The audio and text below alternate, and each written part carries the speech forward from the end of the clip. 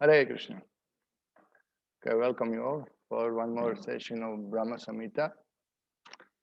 We are going to discuss shlokas 24 and onwards. Let's see, Krishna willing, how much we can cover. So I'll be sharing screen with you and then we will read the text. Hare Krishna. Hare Krishna. So I'll read text 24, then we'll continue.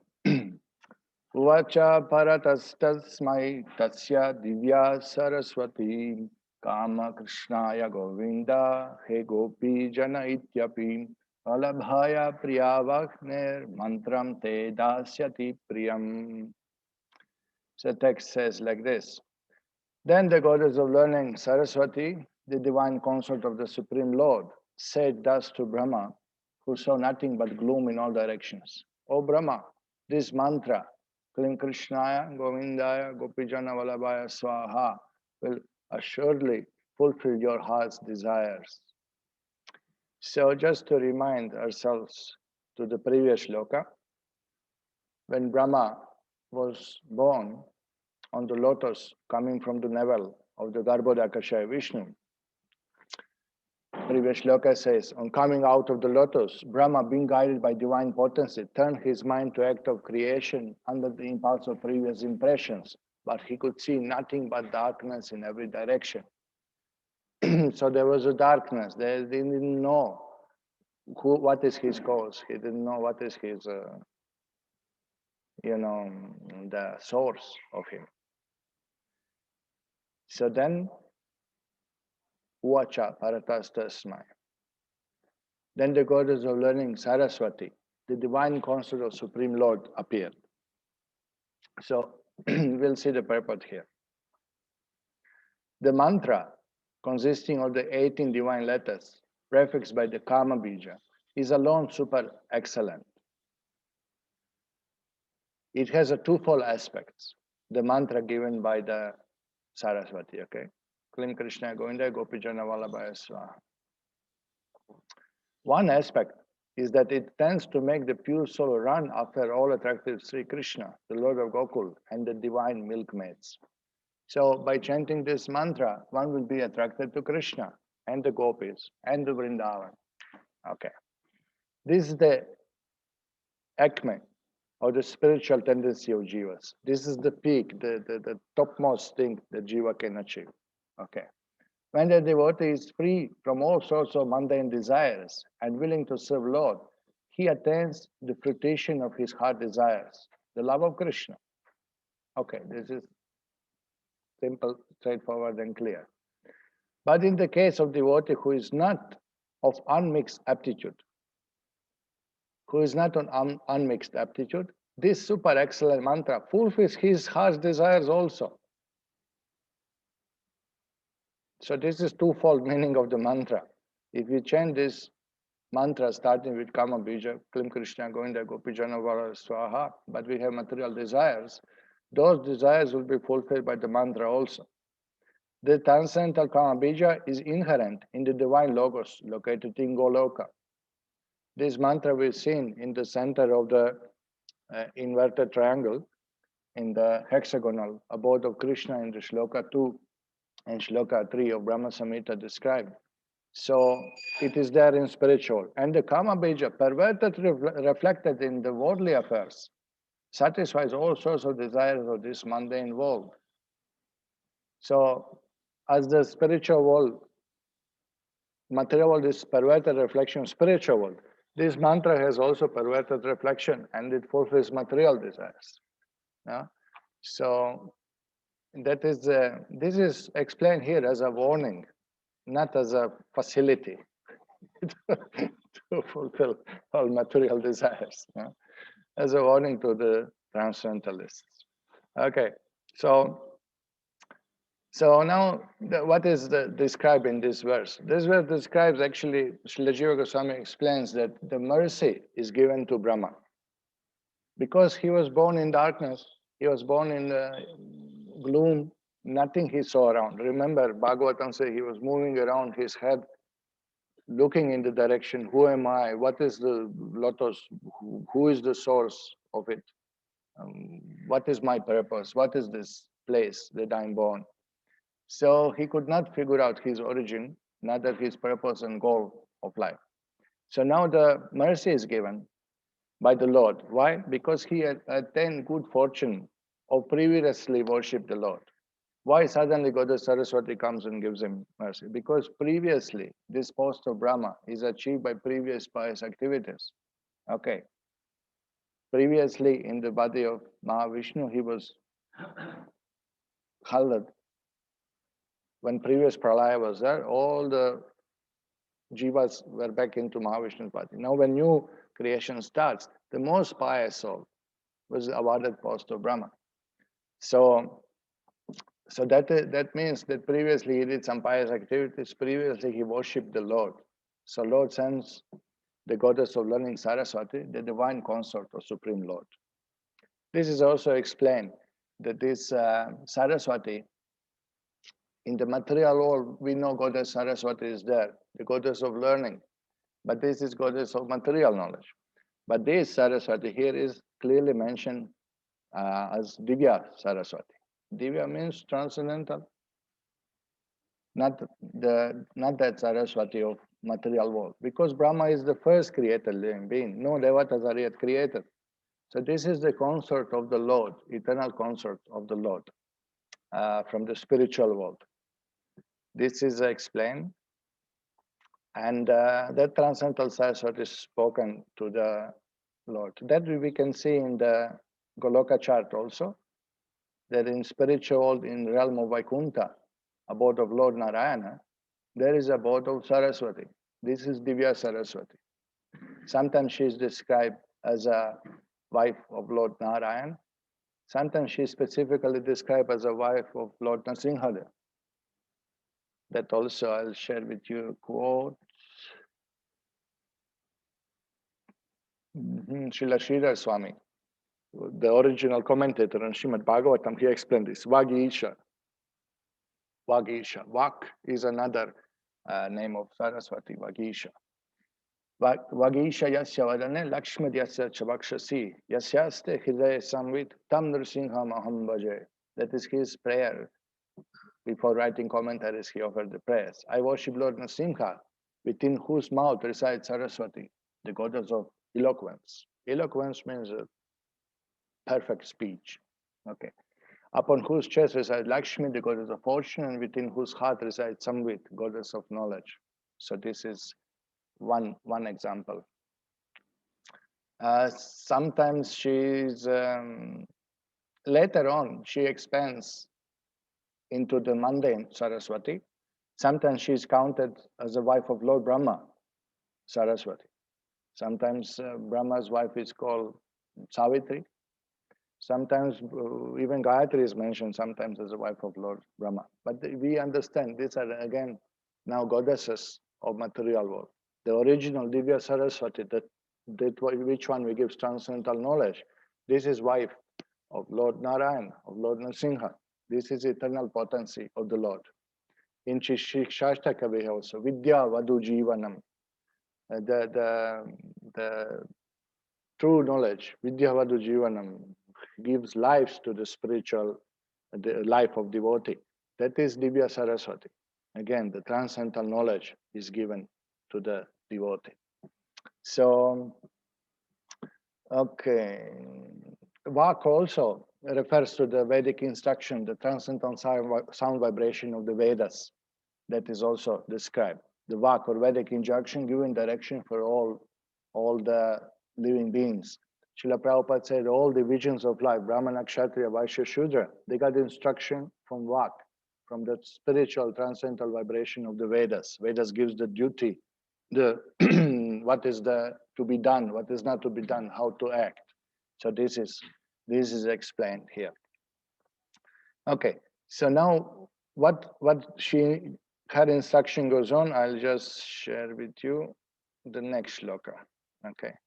The goddess of learning Saraswati, the divine consort supreme, said as to Brahma that chant this mantra Brahma and you will fulfill your heart's desires. Then she said, Tapasvam tapa etena tava siddhir bhavishyati. This is Shloka 25.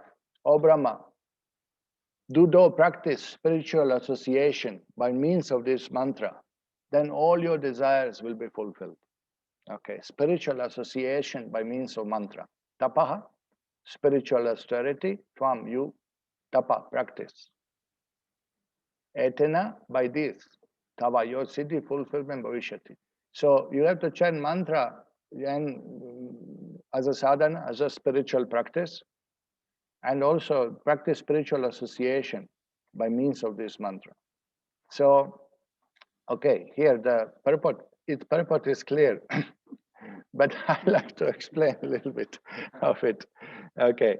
Now we were reading from Srimad Bhagavatam also, this instance of Brahmas appearing on the lotus and all these different activities. Now in third canto, Srimad Bhagavatam, and second canto, both cantos describe this appearance of Brahma.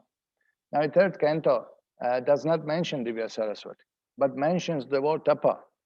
Now you can see that she instructed him, tapa, you perform tapastvam tapa etena, you do austerity and chant this mantra by the means of this mantra.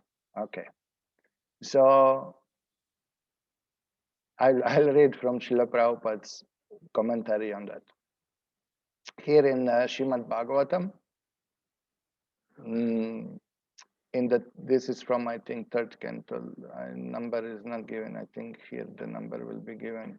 Just a second. Yeah, this is 2 in second canto. In second canto, we are reading. Shloka says, Sachintayan Dvayaksharam. Okay. He heard the 2 syllables. Here, Brahma situation was like this. While thus engaged in thinking, Brahmaji heard twice from nearby in the water 2 syllables joined together. Twice he heard. Tapa, tapa. Okay. Yeah, 296. One of the syllables was the 16th and the other the 21st of the sparsha letters. And they joined to become the wealth of the renounced order of life. Now, this is the beauty of Sanskrit. Look how it is expressed. It's not just expressed, the word was tapa. He said that word was 16th and 21st letter of the sparsha letters. So you have ka, ka, ga, ga, mama, so you have to count. Why? Why like this? It's interesting. It is explained in the Vedas also that all the letters, every letter in the alphabet represents Lord Vishnu. It is manifestation of the Lord. It refers to Lord Vishnu. So here, from the letters, that means that all the words to be made from the letters should be aimed at self-realization, should be aimed to know the Supreme Lord, should be aimed at Brahman realization, atata Brahma jigyasa, right from beginning. Any misuse of words, any misuse of thoughts made of the words, any misuse of sound is against the self-realization, is acting against the jiva in his own self-interest. So here, the another meaning is given now. The 16th and the 21st parsha. Prabhupada explained this. Okay, in the purport we can see. In the Sanskrit language, the consonants are divided into 2 groups, namely the sparsha varnas and the talavya varnas. From ka to ma, the letters are known as sparsha varnas, and the 16th of the group is ta, whereas the 21st letter is pa. So when they are joined together, the word tapa or penance is constructed. So how do we know it's penance? They join to become wealth of renounced order of life. The wealth of renounced order of life. What is the wealth of renounced order of life? The renounced order of life has no wealth. Their wealth is tapa. This is their wealth. Their wealth is tapasya. This is their asset. The asset, the purity, the power they have. No? The power of the renounced order of life is in their renunciation, is their ability to control mind and senses, in their ability to withdraw the mind from the sense objects, in their ability to not be enjoyers of material world. Therefore, people trust them. People have faith in God because they believe that these sadhus are God's servants. They are not enjoyers of material world. They are not going to exploit us. They have no motivation. They have no secret. And that is their power. The power of sannyasi is in his padukas, in his kamandala, and his danda. What power is that? The tapa power. Therefore, touching those, this is a great asset is that. Touching the feet of the guru, of the sannyasi. It's a power. Remember, any curse or any blessing is getting water from Kamandalu is sprinkled. There's so many things are there, emphasizing that the wealth of renounced order is in tapasya. It must be. It cannot be, that you mingle with women freely and have, uh, luxury life, you know. Recently, somebody mentioned, oh, great Babaji in Vrindavan. Here's the AC. You can see, you should see this Babaji speaking in Vrindavan. So we opened video and see, and you can see behind him running AC in Vrindavan. Then what is the point? Where is your wealth of renounced order of life? You're Babaji in Vrindavan and you're living in an AC room. Then what's the point? No? So there's contradictions. It doesn't fit, doesn't go together. Okay, so I'll just continue reading Srila Prabhupada's purport. This penance is the beauty and wealth of Brahmanas and the renounced order of life. According to Bhagavad philosophy, every human being is meant simply for this tapa. Tapo divyam putra kayena sattvam. We remember, no? For no other business. Okay, look at how Prabhupada explained. It's meant simply for tapa and no other business. Because by penance, only can one realize his self, and self-realization, not sense gratification, is the business of human life. This tapa or penance, you have to accept this. Even materially, if you want to achieve something, you have to do some tapasyas. Look at the business people. We were just discussing with Shriram Charanarinda Prabhu how these big bosses, big business people, what is it, Bill Gates and this Steve Jobs and that, what a sadhana they had in their life. This is amazing. We will all, as a spiritual people, have a hard time to match them. They rise early in the morning, everything is fixed in a minute. Everything is pre-planned. They follow rigidly sadhana, eating, resting, everything is fixed, like amazing, Even to do that, even to run the multi-company business or be successful materially, you have to do some sacrifice. You can't do whatever you want to do whimsically, anytime, whatever you want to do, eat whatever you want to do, drink whatever you want to do, talk any nonsense you want to do. You cannot. You cannot be president of American blubber nonsense. Hare Krishna, Hare Krishna, Krishna. Means you won't stay long in that position. So, no, it's like this. It's anything. Some sacrifices there. Sacrifice. You have to sacrifice. No, people who go for Olympics. We had a friend who was good sportsman. He was athlete. He was runner. So we would go play football, but he would run around. We were in the middle of the ground playing football, and he would run around us. I said, come on, play one with. No, I have to get the medal. I have to get the medal. So he would sacrifice joy, pleasure, playing with others. We'll go to the bar and he would not go to the bar. Even if we push him, come with us to the bar, he will order a cup of milk. We were all drinking beer before coming to Krishna consciousness. Then we shifted to non-alcoholic beer. It's a joke. So, but he would sacrifice. He would sacrifice his time. He would sacrifice his eating habits also. He won't eat anytime, just eat some ice cream and this, that. He will not go late to sleep. He would run before the school starts. He would go and run. So much sacrifice to achieve something material. So what do you think? What kind of sacrifice has to be performed to achieve the ultimate goal of life, the highest goal of life? No? The highest lotus feet of Krishna, nothing higher than that. So that must be the biggest sacrifice. So this tapa or penance was begun from the very beginning of creation. So you see, the hint is that this tapa is given as a means of the jiva to attain the goal. This tapa penance was begun from very beginning of creation. And it was first adopted by Supreme Spiritual Master, Lord Brahmā. By tapasya only can one get the profit of human life, and not by polished civilization of animal life. The animal does not know anything except the sense gratification in jurisdiction of eating, drinking, be merry, and enjoy. But the human being is made to undergo tapasya for going back to go back home. When Lord Brahma was perplexed about how to construct material manifestation in the universe and went down within the water to find out the means and source of this lotus seed, he heard the word tapa vibrated twice. So this is the moment when Brahma heard this word tapa tapa. He was in the stem. He went down under the water trying to find his source. He was searching, and then he heard the word tapa. So he returned back to his lotus. Taking the path of tapa is the second birth of desiring disciple. Taking the path of tapa. The word upashinot is very significant. It is similar to upanayana, or bringing the disciple nearer to spiritual master for the path of tapa. So Brahmaji was thus initiated by the Lord Krishna, and this fact is corroborated by Brahmaji himself in his book Brahma-saṁhitā.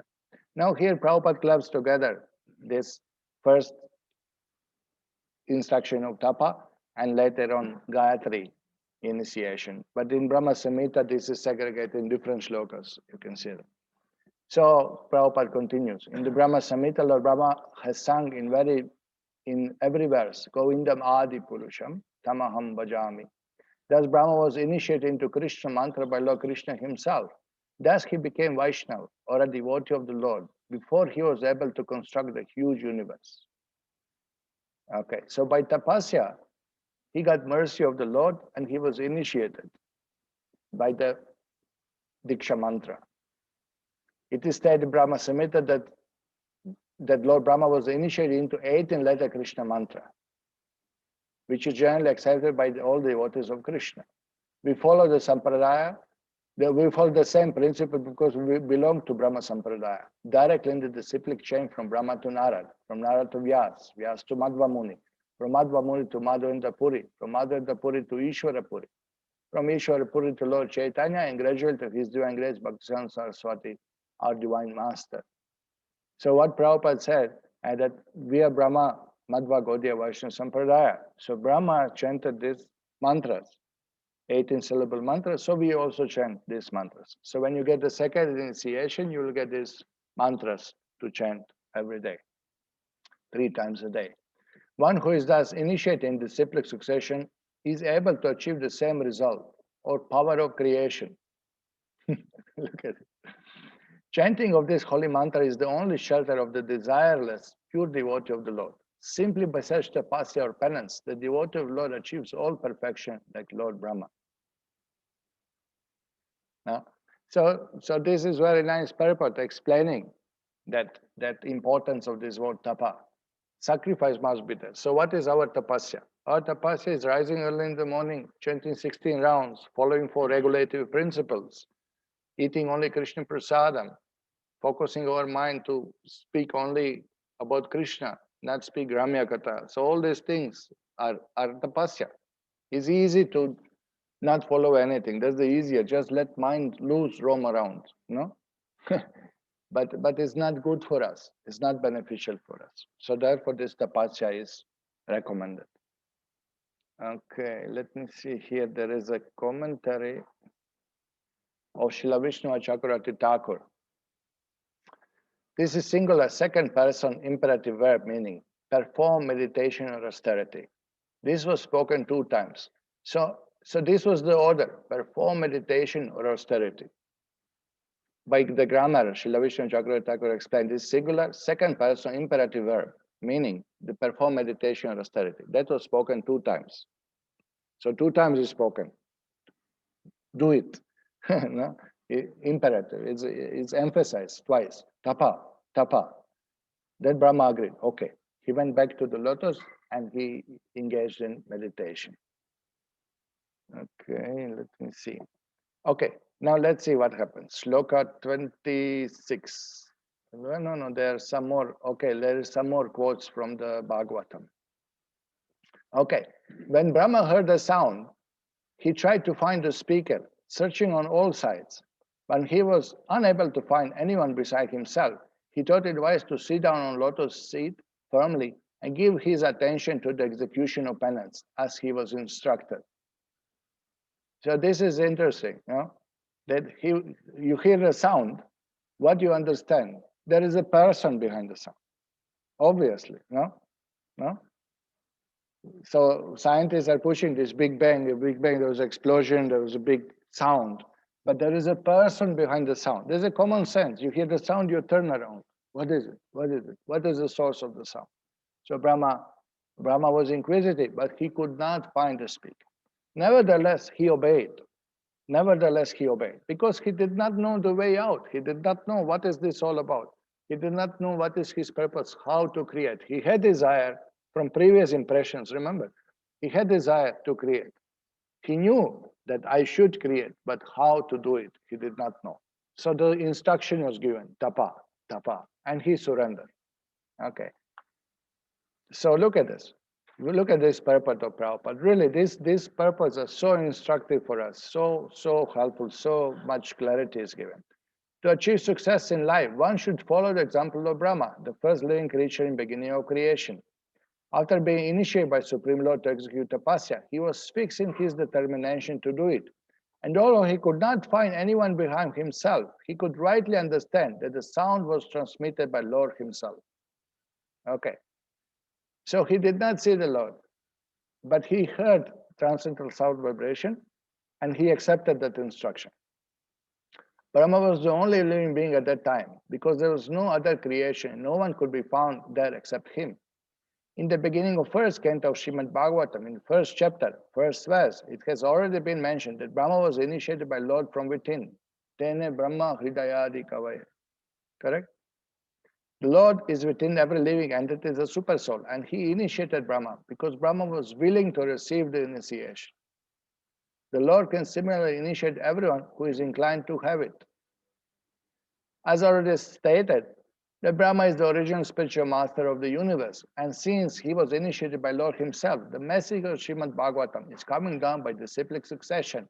In order to receive the real message of Srimad Bhagavatam, one should approach the current link or spiritual master in chain of disciplic succession. So Brahma was instructed directly by the Lord. We can get the same message, the same instruction through the disciplic succession. The Brahma is head of the Sampradaya. After being initiated by the proper spiritual master in that chain of succession, one should engage himself in the charge of tapasya, in the execution of devotional service. Now here Prabhupada equates tapasya and devotional service.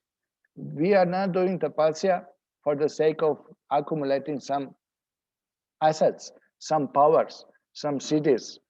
Because by tapasya, you can actually fulfill material desires also.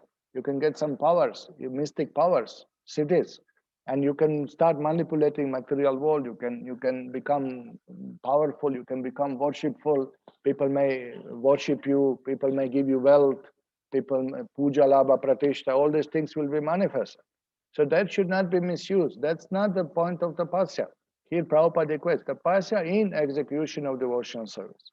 We do tapasya to get bhakti, okay, to please the Lord. We do fast on Ekadashi to please the Lord.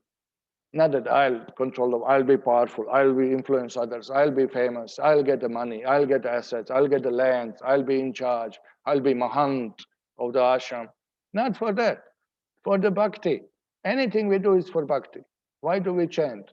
To please Krishna, to get bhakti. Why do we fast? For same reason. Why to do anything? One should not, however, think of himself on the level of Brahma, to be initiated directly by the Lord from inside. Because in the present age, no one can be accepted to be as pure as Brahma. Okay, so here, Kriya Prabhupada say, cool down. Everybody, not that, don't dream that you will be initiated directly by Brahma. The post of Brahma to officiate in the creation of the universe is offered to most pure living beings. Unless one is qualified, one cannot accept to be treated like Brahmaji directly.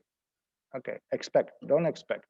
But one can have the same facility through unalloyed devotees of Lord, through spiritual instructions as revealed in Gita and Bhagavatam especially, and also through the bona fide spiritual master available to the sincere soul. The Lord himself appears as the spiritual master to a person who is sincere in heart about serving the Lord. So once devotee become, once person, even non-devotee becomes sincere in understandings, then what happens? Krishna sends him devotees, books, guidance, association, immediately it comes. Bhagavan is in everyone's hearts. He knows. He immediately senses. Now, we have all experienced this in life, no? Therefore, the bona fide spiritual master who happens to meet the sincere devotee should be accepted as the most confidential and beloved representative of the Lord. If a person is posted under the guidance of such a bona fide spiritual master, it may be accepted without any doubt that the desiring person has achieved the grace of the Lord. So once you get the Guru, then you understand Krishna's mercy was bestowed upon me. This is understand. Now I have a Guru. That is itself proof that Krishna has given mercy to us. You know. So here Srila Vaishnava Chakravarti Thakur comments here. Someone was clearly ordered me to perform austerity. It seems I am being directly ordered. Considering that it was for his benefit, he then concentrated his mind on meditation. You know? So this was Brahma's contemplation. Okay, let me see. This is Shloka 26. Okay, let's see the Shloka 26. Did I read 25 purport? Yeah. Purport is clear. Okay. Now, Shloka 26. Now see the tapasya. What exactly Brahma did. Atate pesa suchiram Prinan Govindam Avyayam Shvetadvipapatim Krishnam Goloka Stam Parat Param Prakritya Gunadrupinya Rupinya Paryupasitam Sahasradala Sampanne Kote Kinjala Bhimite Bhumi Shintamani Statra Karnikare Mahasane Samasinam Chidanandam Jyoti Rupam Sanatanam Shabda Brahmamayam Venum Vadayantam Mukhambuje Vilasini Ganavritam Svaiswar Amshar Abhishtutam. Now what he did? Brahma, being desirous of satisfying Govinda, practiced the cultural acts for Krishna in Goloka, Lord of Shvetadvipa, for a long time. His meditation ran thus. There exists a divine lotus of 1,000 petals, augmented by millions of filaments, in the transcendental land of Goloka. On its wall, there exists a great divine throne on which is seated Sri Krishna, the form of eternal effulgence of transcendental bliss, playing on his divine flute, resonant with the divine sound with his lotus mouth. He is worshipped by his amorous milkmaids with their respective subjective portion and extension, and also by his external energy who stays outside, embodying all mundane qualities. Now this is the meditation. The Lord Brahma meditated on Vrindavan, on the wall of that lotus, of that yantra which was described, the hexagonal abode of the Lord, the middle of the lotus, where Lord Krishna actually sits on the throne with Radharani and plays his flute, and he is served with the transcendental, what is that? Amorous milkmaids, with gopis, with the respective subjective portion and extensions. So gopis, gopas, all the residents of Vrindavan, Brajvasis. And also here is mentioned, he is also served by external energy who stays outside, embodying all mundane qualities. So everybody worships the Lord, spiritual and material potencies. This is what Brahma saw. That was his meditation. Now here, explanation of this Maya worshipping Lord is given in the purport. Okay. Although the object of meditation is fully transcendental, yet owing to her nature, which is permeated with the quality of active mundane hankering, Maya, the non-spiritual potency of Krishna, embodying the principles of mixed sattva, rajas, and tamas in the forms of Durga and other non-spiritual powers, meditated on the Supreme Lord Krishna as the object of their worship. Okay, so here is explained that although Maya has the quality or put the jiva in the quality of active mundane hankering, desiring, material desires, active mundane hankering, the non-spiritual potency of Krishna, although it is mixed with sattva, rajas, and tamas in the form of Durga and other non-spiritual powers, her expansions, meditated on the Supreme Lord as the object of their worship. Even Maya, even material potency worships Krishna. So long as there is any trace on mundane desire in one's heart, it is object of worship of Maya Devi, Durga, who has to be worshipped by such a person. If you have material desires, actually you worship Durga. That's what it is. Nevertheless, the fulfillment of one's heart desire results from the worship of object of worship of Maya Devi. Who is object of worship of Maya Devi? Krishna. So who is giving result? Even if you worship Maya, who is giving result? Krishna. Correct? So that's explained in 7th chapter of Bhagavad Gita. Same thing, no? Yo yo yam yam tanu bhakta shraddhaya chitamesha tasya tasya shalam shraddham tameva vidadami. Even faith to worship devatas comes to me. Even resolve, it comes from me. So, and not from the worship of Maya Devi herself. This is in accordance with the shloka akama sarva kama va moksha kama udaradhi tivrena bhakti yogena yajeta purusham param.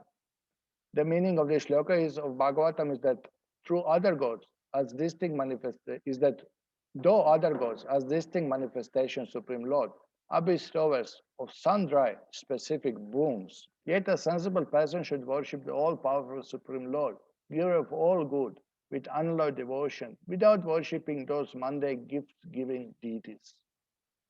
So here, in accordance to shloka akama sarva kama, even if devotees has material desires, he will not worship demigods.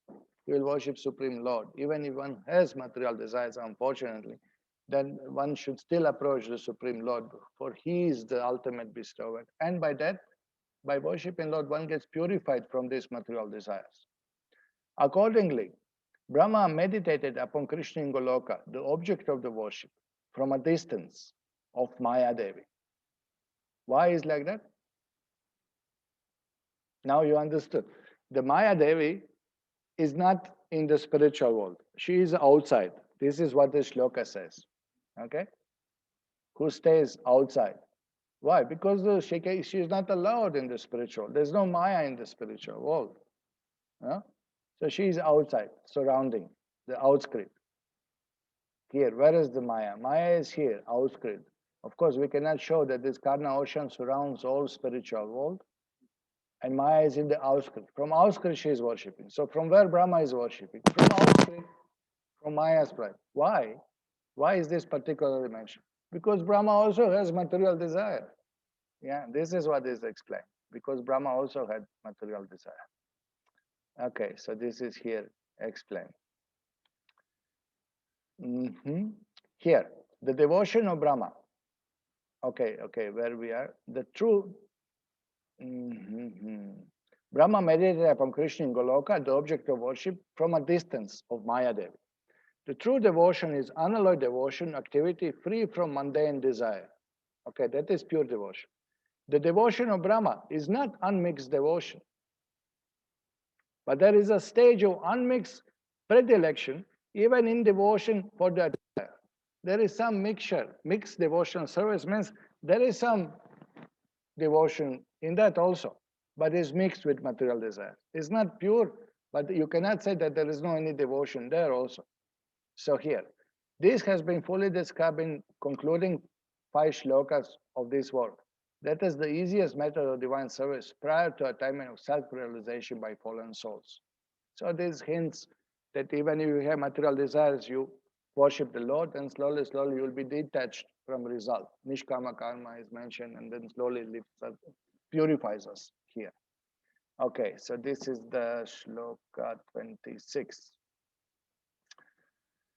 So Srila Jiva Goswami explained this, that how Brahma using this mantra in order to attain his particular desire, become endowed with powers of creation. So by chanting this mantra, he meditated, upon the mantra itself and upon the Lord in Vrindavan, and he get power to create. He was endowed with power to create. Okay, the Prakritya Guna Rupinya Parupasita means that the Lord is worshipped by Prakriti in the form of 3 gunas, but the gunas are situated outside of Goloka and worshipped through the meditation and other processes. So how does three gunas and Maya worship Lord? By meditation. It's not direct worship. It's by meditation, which is also, there is no difference in that sense. But this is what is explained, that they cannot approach the spiritual abode, so they worship by meditation. Maya Devi is a shy, Vilajjamana. Remember that shloka, that Maya is shy in front of the Lord, and from the distance she offers pranams. She cannot come close. So from the distance, by meditation and other processes, Srila Jiva Goswami say, but not directly, since they do not have access to the Dham. This is explained.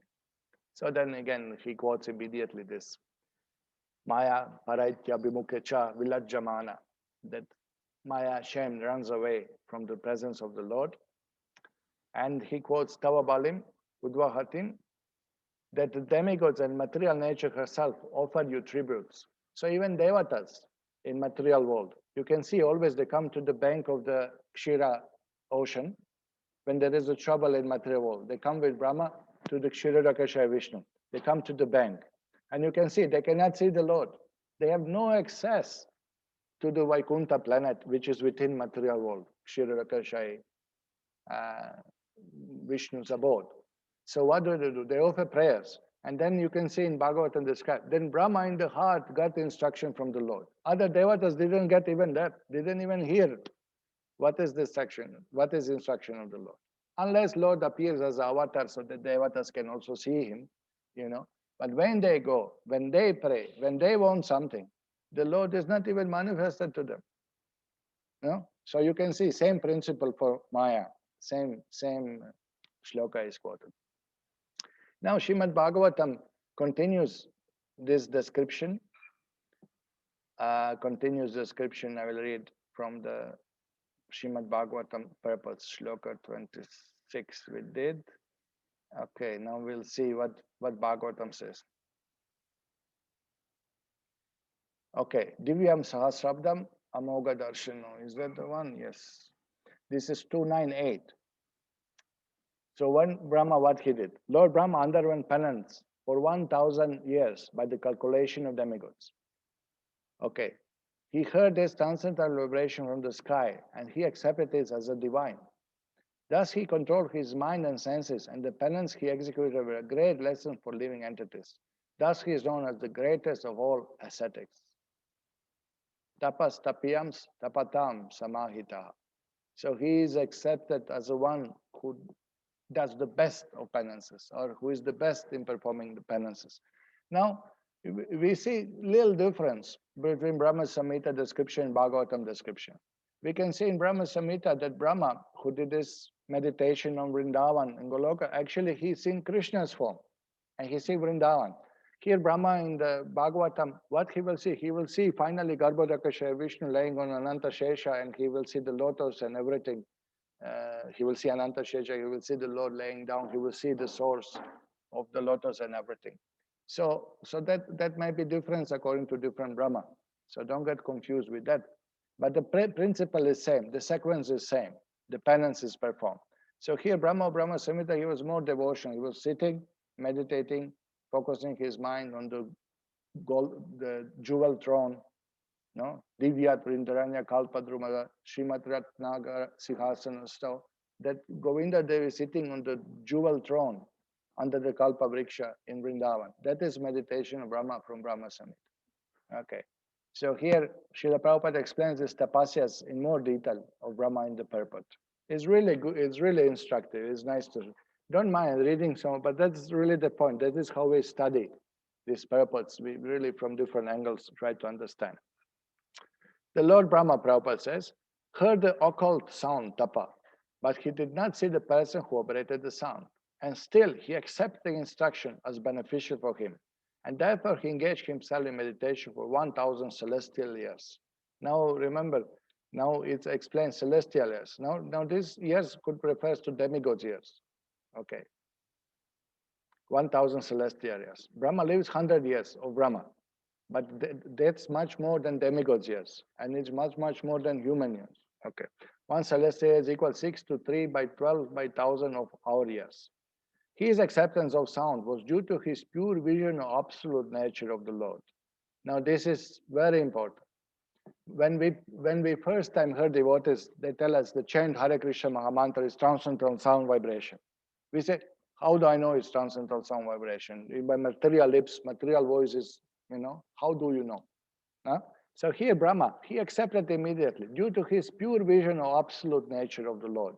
He understood by his punya, by his previous knowledge, by his previous devotional service, by his previous austerity, he was able to understand the absolute nature of the Lord. That Lord is not different from the transcendental sound. So he had no problem. He accepted. Yes, the Lord's instruction and the Lord are same, absolute. Why? Because Lord's instruction will bring me to the Lord. It's the same. Is a hearing instruction from the Lord or seeing the Lord himself. There is no difference because the result is purifying, beneficial, uplifting, liberating. Same benefit is absolutely same. There is no difference from Lord sound and sing. But we have to have a faith. We have to have a faith. So devotees, they engage us in chanting, they give us prasadam, they're nice to us, they purify us by little service. And then based on that credit, we are able to start chanting Hare Krishna Hare. We got the faith. We got the faith by that, association, by the purification. We got the faith in chanting. And due to his correct vision, he made no distinction between Lord and Lord's instruction. There is no difference between the Lord and sound vibration coming from him, even though he is not personally present. The best way of understanding is to accept such divine instruction, and Brahma, the prime spiritual master of everyone, is the living example of this process of receiving transcendental knowledge. So we accept this instruction from Srila Prabhupada based on faith. We had faith. We are impressed with devotees. Devotees were impressed with Srila Prabhupada. They simply believed him. Not that they were learned in Vedas or they were pious from previous life. These are Western people. How do they accept it? You may say they also did some punya previous life. Definitely, otherwise how you come in association with Prabhupada? Of course, Prabhupada's mercy, but again, mercy is bestowed upon those who invoke the mercy, those who practice something spiritual. Yeshan pantagata papam jananam punya karmanam. There must be something from previous life.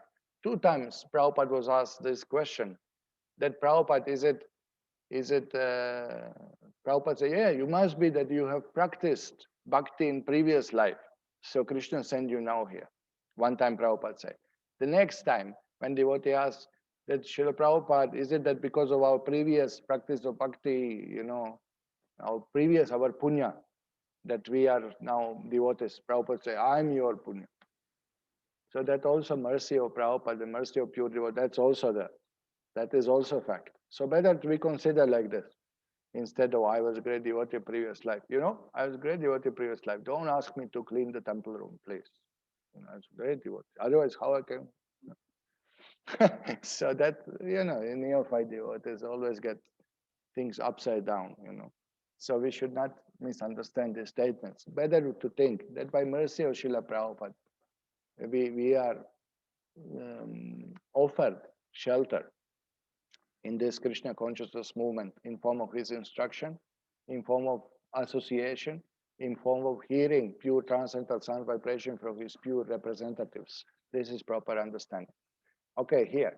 The potency of transcendental sound is never minimized because the vibrator is apparently absent. Just because you cannot see Krishna now, doesn't mean the Hare Krishna Mahamantra is not different from Krishna. But look how it says. Because vibrator is apparently absent. It's not absent. We are not seeing him. Therefore, Srimad Bhagavatam or Gita or any other revealed scripture in the world is never to be accepted as an ordinary mundane sound without transcendental potency. One has to receive transcendental sound from the right source, accept it as a reality, and prosecute the direction without hesitation. This is the attitude. This is what helps us. So many doubts. Why this? How do I know Vedas are right? How do I know they didn't change the shlokas? How do I know? How do you know? You know by the conduct of the saintly person, of the guru, of the pure devotee. You can see it works on him. You can see Guru Maharaj. You can see Srila Prabhupada. You can see the Prabhupada's followers. They become pure by chanting Hare Krishna, reading Bhagavatam, Bhagavad Gita, following. You can see the Dharma is established by their proper conduct.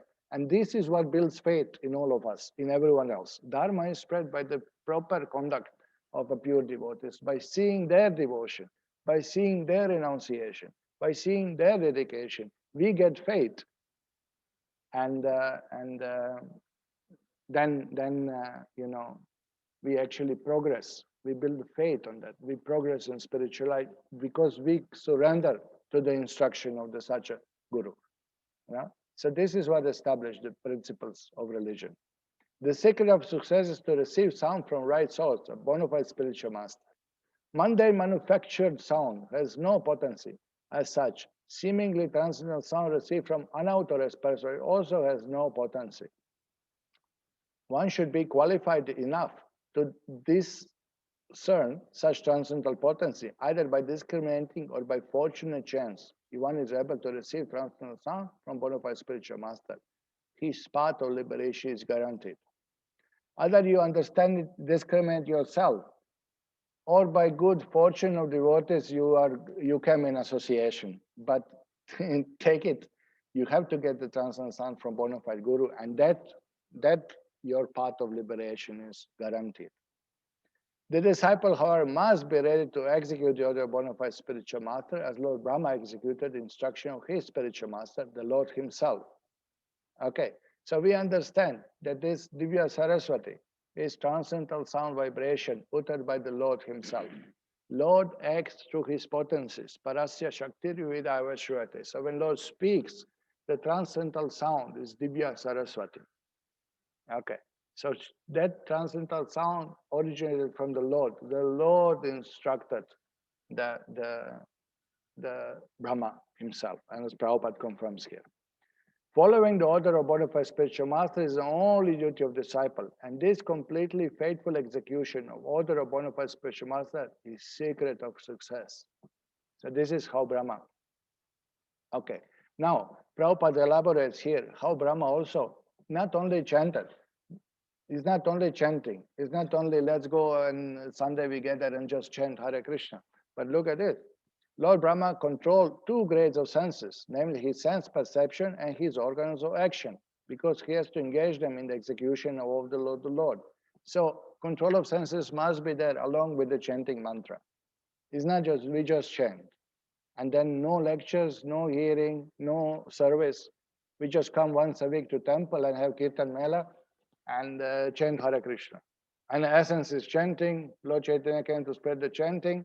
And then, there's no sense control, there's no mind control, there's no service, there is no absorption in the Lord. And that's it. Only in that we come and chant. That's all what we want to do. Chanting is the essence. But chanting is accompanied by the tapa. Here from Brahma we see. And we see Prabhupada given us this instruction. So much service he given. It's not that Prabhupada would sit and all day just chant. At the beginning there were a lot of chanting.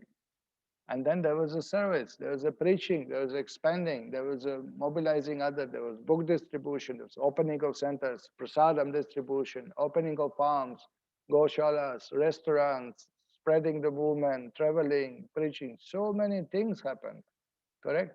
Re-establishing holy dhams, building the Mayapur, building Vrindavan temples, no?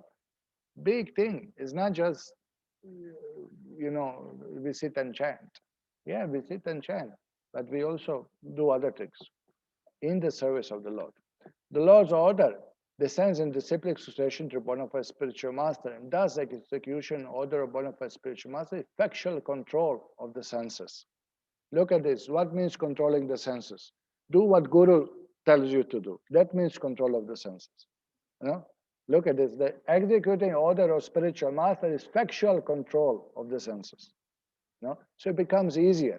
Not that I mental and speculative, my mind is killing what to do, I'll do this, I want to go to Vrindavan, I want to study Bhakti Shastra, I want to, maybe I should open a restaurant, or maybe I should actually work and give contribution to temple, or shall I get married, or shall I take sannyas, what shall I do? Ask Guru. He says all your problems are solved, all our problems are gone. Just ask Guru, what shall I do? And Guru says, this is your, and then you absorb your mind, senses, energy, everything in executing order. And this is factual control of the senses. Otherwise, killer. Mind is a bigger grinder than any stone grinder I've ever seen in the life. Personal experience I have. Such execution of penance in full faith and sincerity made Brahmaji so powerful that he became creator of the universe. And because he was able to attain such power, he is called the best amongst all tapasvis. So this is amazing, no? Mm. Okay, next shloka. I read a little more. The troubles of penance accepted by Brahma were certainly in line of devotional service. Okay, again, Prabhupada is speaking. Not just tapasya for the sake of tapasya, not just tapasya to get some assets, to get some powers, for the sake of bhakti. No, book distribution is sometimes tapasya, sometimes it's bliss when people are pious. But you go to Western countries when they shout on you, they throw you down, they throw the books, they want to beat you. There's a tapasya to go out. And sometimes cold, sometimes raining, sometimes body is not working properly, sometimes mind is not agreeing. Sometimes mind is not agreeing, most of the times mind is not agreeing. But we push ourselves, we accept tapasya for bhakti, not for any other cause, not to prove ourselves, not to get the score, not to get recognition among devotees. It's just for the sake of bhakti to please Krishna. Otherwise, there was no chance that Vaikuntha or Swalokam, Lord's personal abode, become visible to Brahmaji. Unless tapasya is mixed with bhakti, cannot reveal the spiritual world. Tapa on your own will bring you to Brahman realization. It will lead you to realization of not this body and spirit soul, but will not actually reveal your eternal relation with God. It will not lead you to Vaikuntha. It's not possible. Tapa on its own has no power. No? Vasudeva Bhagavati Bhakti Yoga Prayoji Janayati Shivayaragyam Jnanashayat Ahaitukam. That by bhakti, side products are knowledge and renunciation. They come automatically. But bhakti is the main principle. Bhakti is the main, the heart of it. From bhakti, we study Shastra, bhakti Shastra, to invoke bhakti. We do tapasya. Bhakti tapasya, you may call it. To invoke bhakti. Nothing is apart from bhakti in devotional service. So that is explained. Otherwise, not possible. The personal abodes of Lord, known as Vaikunthas, are neither mythical nor material, as conceived by impersonalists. But the realization of transcendental abodes is possible only through devotional service. And thus the devotees enter into such abodes. There is undoubtedly trouble in executing penance. But the trouble accepted in executing bhakti yoga is transcendental happiness from very beginning. Whereas the trouble of penance, other process, jnana, dhyana, etc., without any Vaikuntha realization, ends in troubles only and nothing more. And this is a fact. You know, when we push one day some service, anything, whether physical service or intellectual service, or we push through some seminar, or we push through some long kirtan, or we push cooking big feast in the kitchen for the deities, no? We push, it's tapasya, it's energy, endeavor, it's, strain, but at the end is bliss. At the end is completely happiness, however. You can see the full satisfaction come of the soul. Susukam kartum avyayam. Bhakti is practiced with happiness. All right. There is no profit in beating husk without grain. Similarly, there is no profit in executing troublesome penances for self-realization other than penances in bhakti yoga. So here, look at this Prabhupada's expression. Executing bhakti yoga is exactly like sitting on the lotus sprouted of the abodement of the transcendental personality of Godhead, for Lord Brahma was seated there. Look how Prabhupada speaks. No? Executing bhakti yoga is like sitting on the lotus spread from the Lord's navel. Now, Brahmaji was able to please the Lord, and Lord was also pleased to show Brahmaji his personal abode. Look at this. Lord was pleased to show him his personal abode. No? Srila Jiva Goswami, in the commentary of his Krama Sandarbha, annotation of Bhagavatam, cites quotation from Brihad Aryanaka Upanishad, Vedic evidence. It is said that Yajnavalkya described transcendental abode of Lord to Gargi, and that the abode of Lord is situated above the highest planet of the universe, namely Brahmaloka.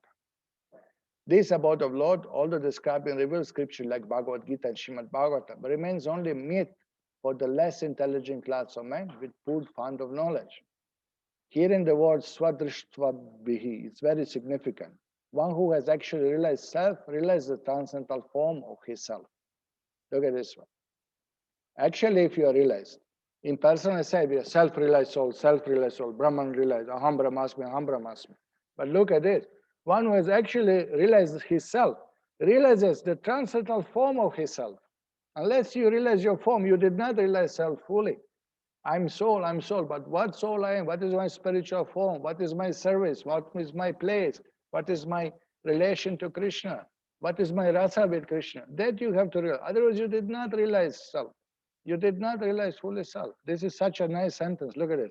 One who has actually realized his self, realized the transcendental form of his self. In personal realization of self and the Supreme is incomplete, is not complete, because it's just an opposite conception of material personalities. The personality of God and the personalities of devotees of the Lord are all transcendental. They do not have material bodies. Okay, so what do we do? Shloka 27. There is no time. 1 hour is gone, and we'll stop here. We'll stop here, and if you have any questions, we'd like to take some questions. And then we will discuss tomorrow, Shloka 27. Then after practicing this tapasya and chanting the mantra, japa mantra given by the Divyā Sarasvatī, Brahma will receive second initiation from the Lord Gayatri mantra that is described in the next shloka. So, okay, I will just see, do you have any questions? Okay, chat.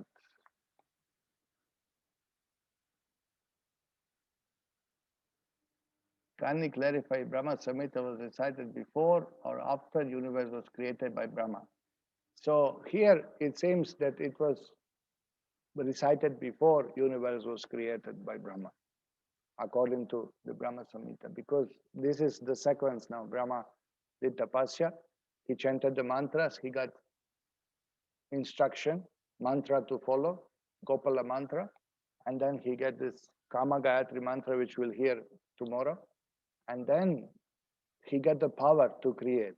That was all Bhagavatam description, that by these austerities, by tapa, he get power to create. Then only he created. So here.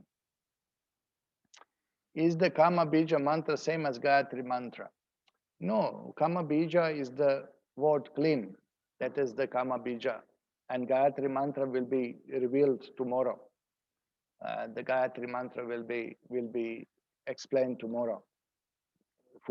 In full details, whatever you can explain. Actually, Guru has to give Gayatri mantra. It's very uncomfortable, this seminar speaking about the Gayatri mantras, because you should really hear from Guru the transcendental sound vibration of Gayatri mantra, and then only will have impact. And some explanation we can give, but we cannot give full details. It's not possible to explain. It's not really, but because it's mentioned in the purports, and Prabhupada said to distribute these books all around, therefore we were discussing something about it. Yeah, so there is a difference, Kama Bija and Kama Gayatri. Kama Gayatri, there is Kama Bija, the first word is of the mantra called Kama Bija, the seed of the mantra. Okay, so yeah, I got permission from Guru Maharaj. I asked him that how much we can discuss. So he said that, oh, this Kama Bija should not be mentioned. Then we saw the purport is mentioned. Oh, it's mentioned. Okay, then you can say this much. Like that, you know. Usually it's not, there's no power unless you receive it from Guru. That's the point. You may discuss, remember that example of Vishwanath Chakravarti Thakur, that girl may hear about pregnancy, may read about pregnancy, may see other girls pregnant, but unless she gets married, she'll not become pregnant. So, unless you get diksha from Guru, it will not work like this. Simply reading Gayatri mantra and you can, you know, it doesn't work like that, you know. Okay. Okay. So there is no other questions, so we'll stop here. Thank you very much. Srila Prabhupada ki jai, Śrī Brahma-saṁhitā ki jai, Lord Premanande.